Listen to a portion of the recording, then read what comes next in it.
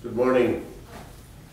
So this is a simulation of the NIHSS stroke scale in a normal patient who is in a normal person who is playing patient today. So this is mostly meant for nurses and paramedical personnel. I'm sure that physicians know everything that I'm going to be demonstrating this morning. It's good to keep in mind that the NIH stroke scale generates pseudo numbers. I mean, the numbers are not really Arabic numbers. They are approximations, and two evaluators could come to different conclusions, varying 1 point or so. So it's not exactly like 2 and 2 equals 4, but 2 and 2 maybe equal to 3.5 or 3 sometimes, or 5. So with that in mind, let's go ahead. Now the NIH stroke scale has 11 components.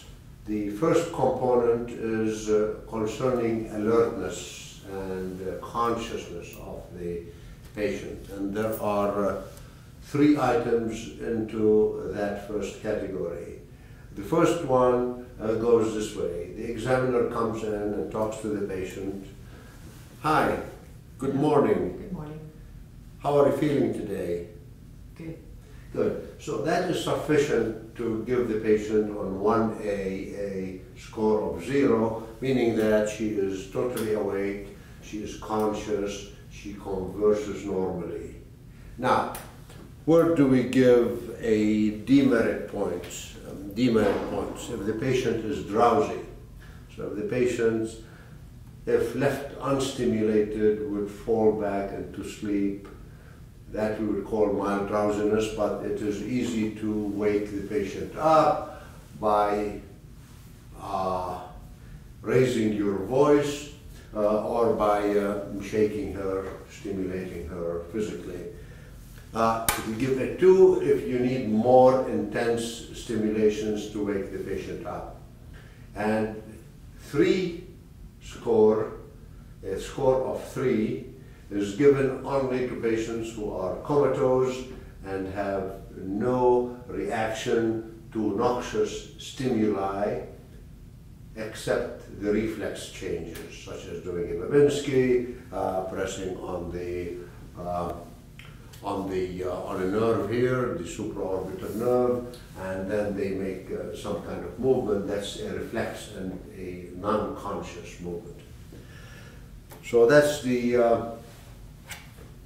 1A.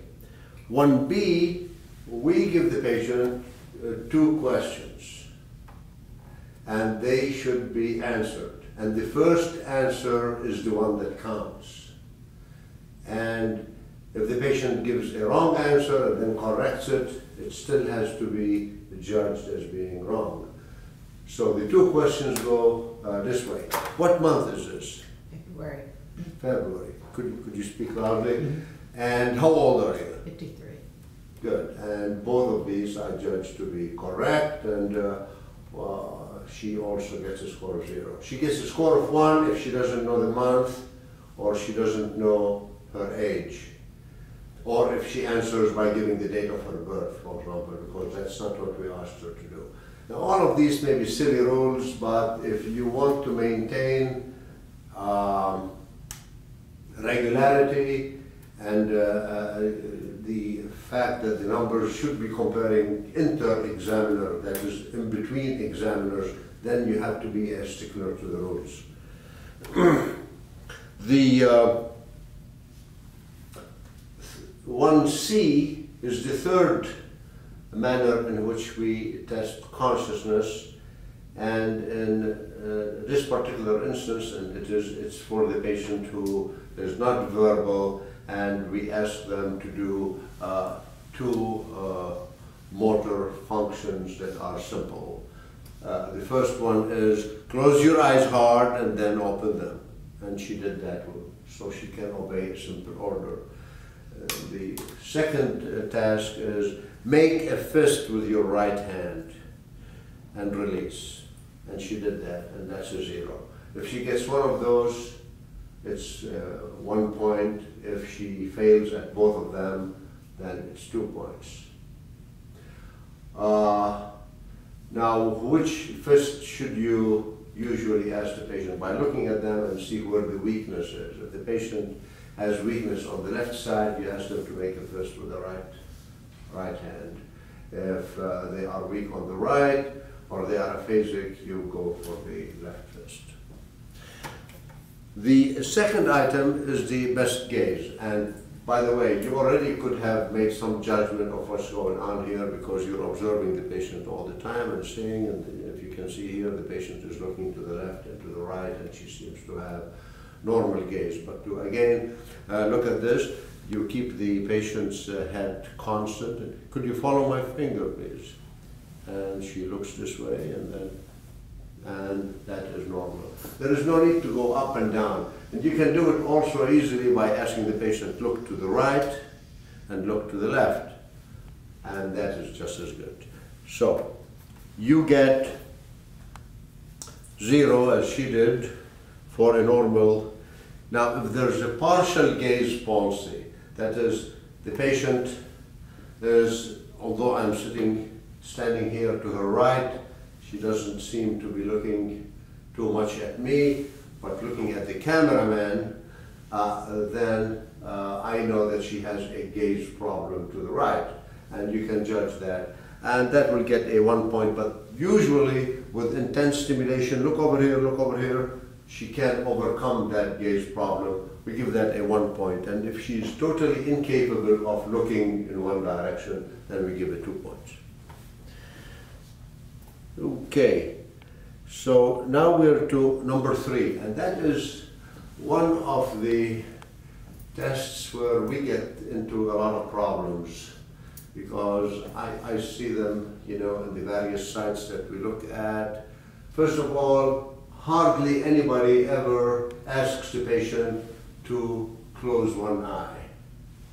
And if the patient is cooperative, as Ms. Johnson is, then we can ask her to cover her left eye. And then we test the right eye all by itself. Now, if the patient cannot do this, then you have to have an assistant who would put a piece of paper or put his hand or her hand in front of one of the eye, cover that eye. There are many tricks to do it. Okay, so the way I'd like to do it is this. Now, what you see in the simulation is all kinds of things. Some people bring in their hands and doing all kinds of gymnastics, which if I'm at home or in the office and looking at the TV, I don't know where her hand is and I don't know what's happening. So here is what you should be doing. You want to test the 4 visual fields, and you do it by making a fist here almost equidistant between my eyes and her eyes, and ask her to look at my eye, or if you want, at my nose, at the examiner's nose. Now, how many fingers do you see? 1. Okay, so the stimulus was short. You don't maintain it for a long period of time. It is not too much laterally, because if the patient has a long nose, then she can't see that much laterally. And there are some people who go like this. It's impossible. You see? Can't see. So you have to keep them here, and you have to make sure that the patient is looking at your nose. She is not shifting her eyes. How many fingers do you see? 2. Could you raise your voice so they could hear? Good. And then we go to the upper quadrants here. Look at my nose now, don't look at them. And how many? 1, 5, 2. And if she sees in all 4 quadrants, as she did, then of course we have to test the other eye. And you do the same thing. 2, 2, 5, 1. Okay. Now, if you want, You can also look for number 11. You do it beforehand because you're already doing it, and this time you can do it with both eyes open. Look at my here. How many fingers do you see? 3. 2 on this side, 1 on this side. She got it right. So this is double simultaneous stimulation, looking for neglect. So you could do that part of number 11 if you wish to do so. If you don't want to do so and you want to follow the exact regimen here, that's fine too. Okay, so that is, now, what other people have been doing is this and so on. In a conscious patient, it's easy. Now, when does it become difficult? When the patient is drowsy, when the patient has to be stimulated all the time, when the patient doesn't follow the commands, when the patient doesn't respond, when the patient doesn't understand the question, as when the patient has aphasia, then we have to resort to all kinds of tools to help us arrive at a semi-quantitative number. For example, if the patient doesn't, then by giving a stimulus, a threat, a visual threat stimulus coming from the left, and she blinked, for example, meaning that she sees on that side. And she blinked again here. Now, make sure you don't poke anybody's eyes while doing this examination. Also, make sure you don't come too close, because there is a breeze of air that goes with the hand movement, and that could be sensory stimulation of the face. Okay, I hope this is pretty well understood. Then we go to number 3, looking at the face weakness. Now, give me a big smile. And you can see she has good symmetrical smile. Now, you've been here examining the patient for the last 5 minutes, and you can tell if somebody has a face droop to one side or not, just by looking and seeing how she reacts to your comments and so on and so forth. Can you whistle? Good, and she purses her lips, all right. So we're looking at functions of the lower face, and then we go to the upper face. Close your eyes hard, hard, hard, hard. Okay, good. Open your eyes. Okay, and the eyebrows go up symmetrically. So that will be a normal response. Takes a 0 for that. What do we give? 1. We give 1 when the patient has minor asymmetry of one side of the face, usually the lower face. We give a 2 when it is a marked asymmetry. And we give a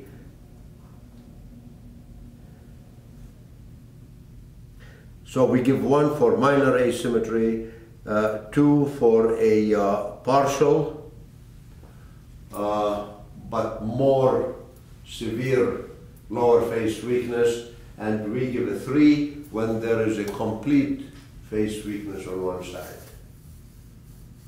That is, the upper face as well as the lower face are completely paralyzed.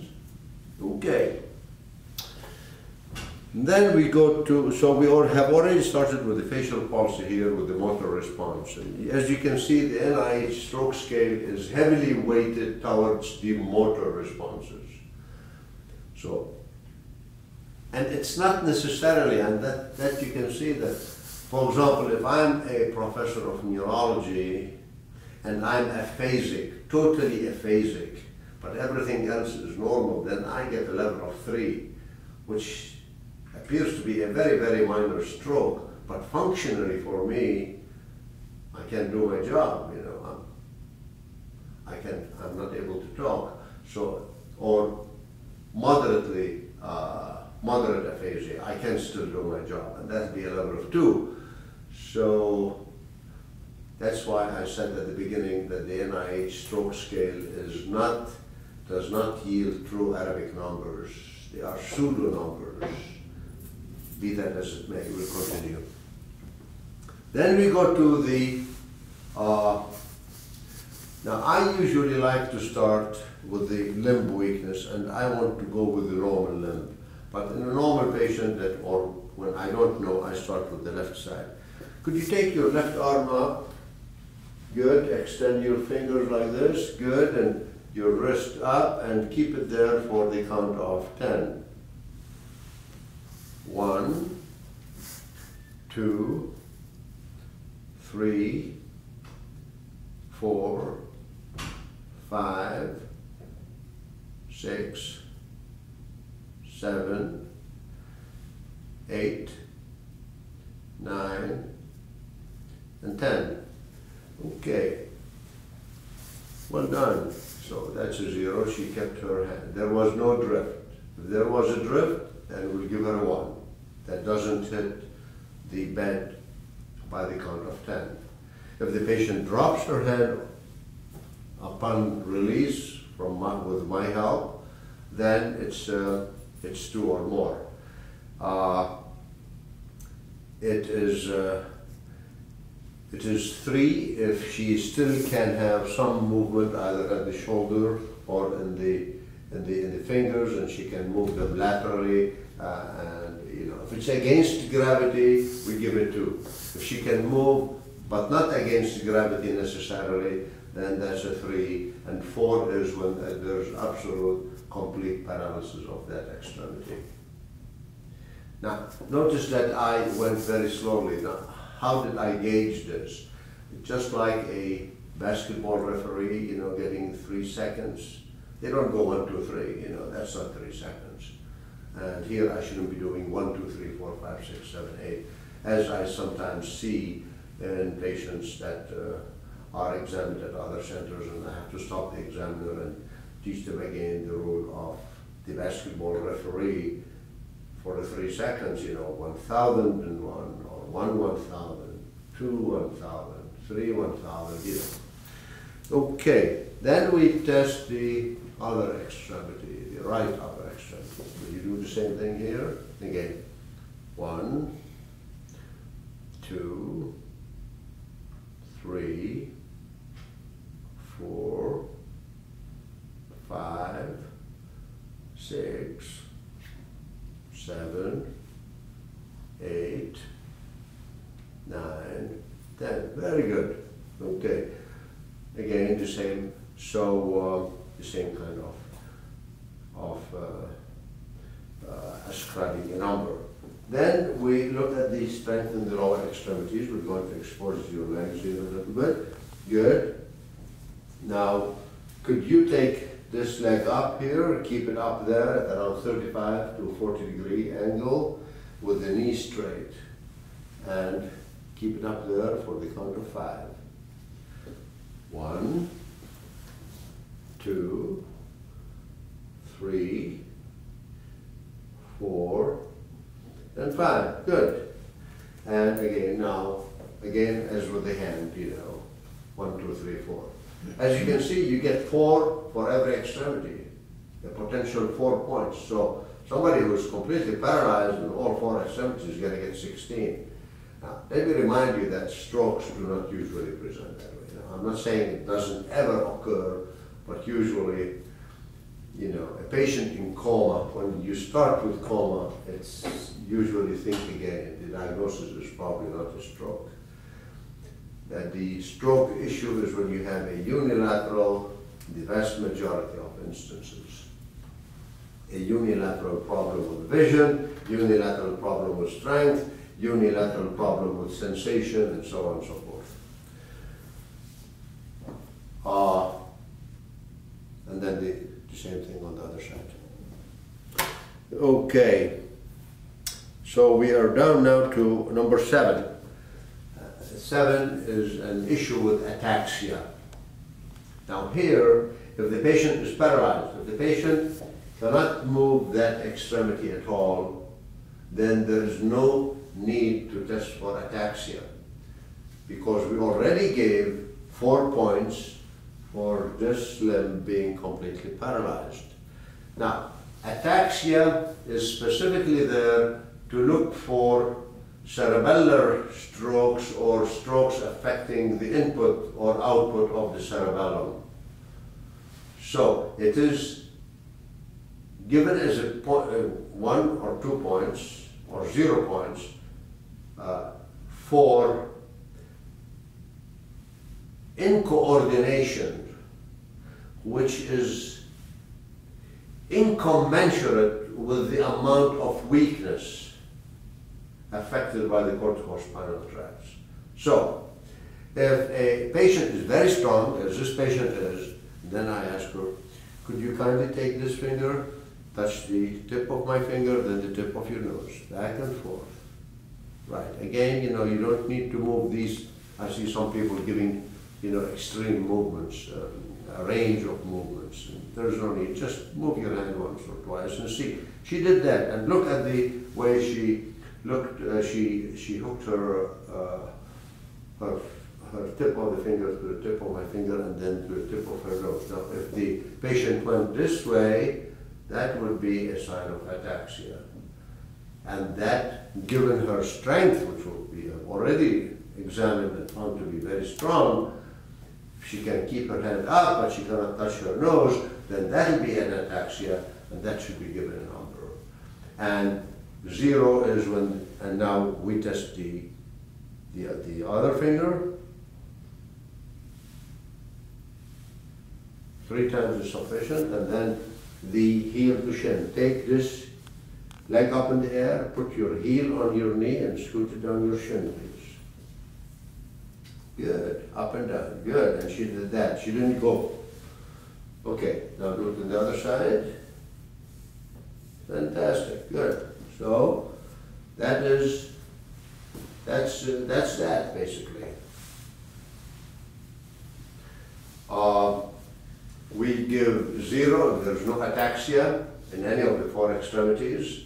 We give 1 point for ataxia in 1 extremity, and we give 2 points for ataxia in 2 extremities. And usually the 2 extremities are on the same side. Okay. Now, that's another. Number 8 is sensory examination. Now, we want to do a gross sensory examination. There is no need for the patient to close her eyes. I want her to understand, and we examine 3 places: the face, the upper extremities, and the lower extremities bilaterally, and we are trying to find out if there's a difference in the. So, you feel this? Mm-hmm. Sharp? Yes. Yeah. You feel this here? Yes. Sharp? Yes. And notice that I have stimulated the patient 2 or 3 times, and the patient is supposed to do an algebraic summation and give an average here, because I'm not a robot and I cannot put the pin on the skin with the same force every time. So why do it several times on one side and several times on the other side, and ask the patient to tell. Now, here's the problem, and you can look from the reaction, because if they, now this is an awake patient that you can reason with. We are seeing a lot of people who have psychogenic problems, and that's becoming one of the major issues. And you get some people who are, the sensory examination is a very subjective examination. It's the hardest part of the neurological examination, because you are totally dependent on what the patient tells you. And if the patient is trying to seek attention, they can aggrandize the differences. So sometimes you'll say, no, they're not the same. Then I try to pin them down. If it's 100% on one side, how much is it on the other? And if the patient comes back with an answer like 95 or 96, then it's the same. I'm not a robot. And anything that's 4% doesn't count really. But if the patient says, well, this is 60% of the other one, or 50% or 40%, then we call that mild. And that we give it a score. We give score if it's normal, if it's equal on both sides. If there's a partial loss on one side, like 50%, then we give it a 1. So the sensory exam doesn't count too much into the NIHSS stroke scale. And the maximum you can get is a dense loss, and the dense loss is defined as the patient is not aware that you even touched them. And that's the definition of a dense loss. If I say, yeah, I can still feel it, but it's like 20%, that's not really all that dense. But if the patient says, Am I touching you? Yes. Yeah. But if the patient says, no, you're not touching me, then that would be, she's unaware that I'm even touching. And the same thing could be applied. You can do it here, but I'd like to do it with a pen here. You get their attention. Do you feel that? Yes. You do. Do you feel that? Yes. Is it sharp? Same. Is it the same? Same. Yes, it's the same. And then we do it on the lower extremities. Try to avoid the very distal extremities, particularly in women, because they have a lot of neuromas from wearing high-heeled shoes for a long period of time, and many of the toes could be anesthetic. Do you feel this? Yes. And you feel this? Yes. Same? Same. Same. So that's the extent of that exam. Okay. Now, the language. And that's where you need, many of the people with stroke are over the age of 40. Over the age of 40, you need glasses to be able to see. You go to a restaurant, you need glasses to be able to read the menu. And there are 3 items that are used to find out if the patient is aphasic. One of them is to show this picture. I hope that we're having the picture with the woman at the in the kitchen. Okay, could you tell me what's going on in this picture? The woman's washing dishes and Could you raise your voice? the woman's washing dishes and the water's overflowing and the kid's climbing on the stool getting a cookie and about ready to fall. Okay, and now that could tell you a lot of things. First of all, you're looking here for the use of words, the vocabulary of the patient, and she touched on all the important things. She saw the cookie jar up there. Now, a patient with hemianopsia, for example, would ignore, if it's a right hemianopia, will ignore totally the woman washing the dishes, because when they look at the picture as a whole, they only see the left part of it, and vice versa if the patient has a left hemianopia. So that's an important thing to keep in mind. Then the other item is to name. So we're looking for anomia. And could you tell me what this is? Glove. Glove. And this? Feather. Good. And this? Hammock. And this? Chair. And this? Key. And this one here? Cactus. Good. She got them all. So she scores 0 so far. And then she's got to read these items here. Could you read those statements, please? You know how, down to earth, I got home from work, near the table in the dining room. They heard him speak on the radio last night. Good. And with all of that, she gets a 0. Now, how much can you get for aphasia? If it's mild to moderate aphasia, she has some defects, glaring defects, then you get only 1 point. She can name maybe half of it.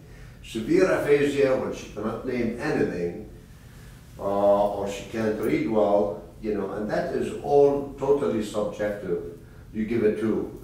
And if the patient is mute, entirely mute, cannot say anything intelligible at all, then we give a 3. So the most severe aphasia is a 3. Now, when she were reading the statements, you could tell whether the patient is dysarthric or not. Because dysarthria, as the patient says, chair, but she is dysarthric, and it's not easy to understand. But to get onto that first, there are a list of items here that are thought to bring out problems with enunciation. Could you read those, please? Mama, tip top, 50-50, thanks, huckleberry, baseball player. And she did that perfectly, so she gets a 0 for the dysarthria, which is number 10. Now, if it's a normal articulation, she gets a 0. If there's a mild to moderate slurring, she gets 1. And if there's severe, nearly unintelligible or worse, but you know what she is saying because you know what she's reading, then we give that a 2. Now, you please do not misinterpret dysarthria for aphasia. And the last one here is the extinction. And the extinction takes place here in visual and tactile stimulation. Now the visual, I saw that before. Now you can have it with either. Now this one you can do with the eyes, both eyes open. Look at my nose, please. How many fingers you see? 3. Good. 4. 5. Could you point to the area that's, where do you see them?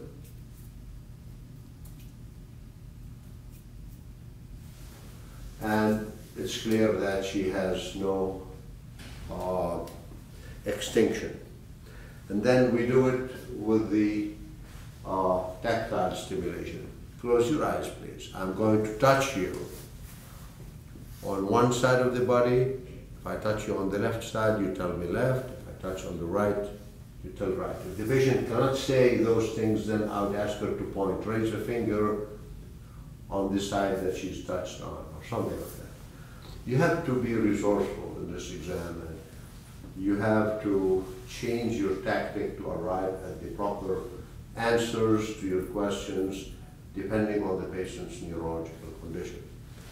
So, where did I touch you? Left. Left. And it should be a mild stimulus and should not be repetitive. And that's what I see all the time. They go like this, where did I touch you? You know, I mean, that defeats the purpose. Right. Left. Both. Okay, now we'll do the same thing on the hands here. Both. Left.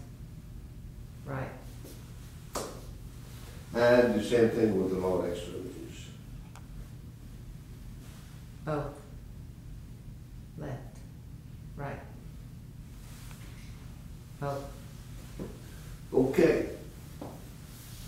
So that's the end of the NIH stroke scale. And here you give 0 for no neglect, as Ms. Johnson did. If it's a partial neglect, that is to one mode of stimulation, we give a 1, and if it's both visual and tactile, then we give a 2. Okay, and that's the end of that. Thank you for your attention, and I hope that you found this presentation